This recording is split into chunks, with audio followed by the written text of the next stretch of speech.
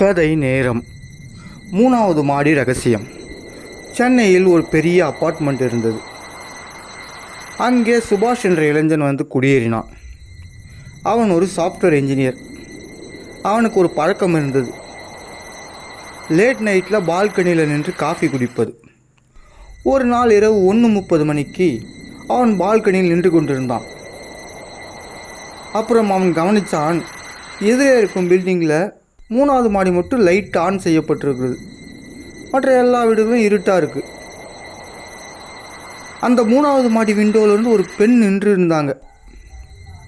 அவங்க ஹெல்ப் கேட்குற மாதிரி கையை அசைச்சாங்க. கார்த்திக் குழம்பி போனான். என்னடா இது, இந்த நேரத்தில் யார் அங்கே இருக்காங்க?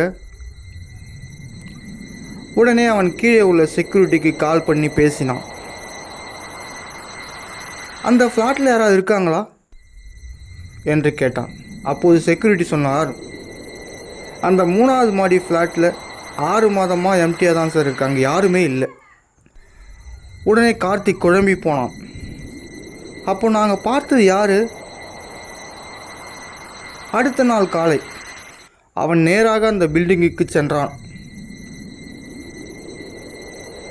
3rd ஃப்ளோருக்கு ஏற ஆரம்பித்தான்.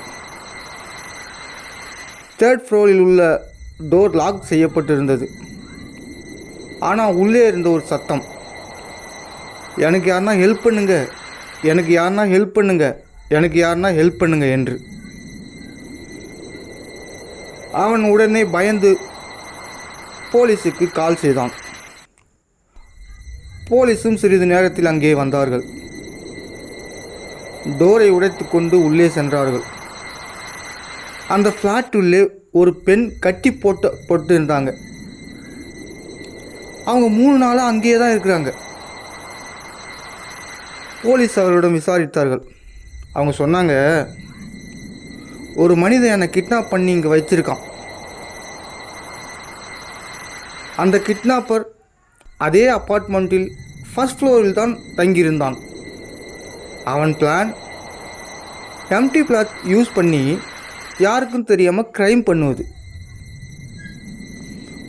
சுபாஷ் கரெக்ட் டைமில் பார்த்ததால அந்த பெண் காப்பாற்றப்பட்டாங்க. போலீஸ் லேட்டராக சொன்னாங்க, நீ அந்த நேரத்தில் பால்கனியில் இல்லைனா இந்த கேஸ் ஒருபோதும் தெரியாது. சுபாஷ் சைலண்டாக நின்று கொண்டிருந்தான். அந்த நாள் முதல் அவனுக்கு ஒரு விஷயத்தை புரிஞ்சு கொண்டான். சில நேரம் நம்ம பார்க்குற சில இமேஜஸ் ஒரு உயிரை காப்பாற்றும். நண்பர்களே, நம்ம எப்போவுமே அலர்ட்டாக இருக்கணும்.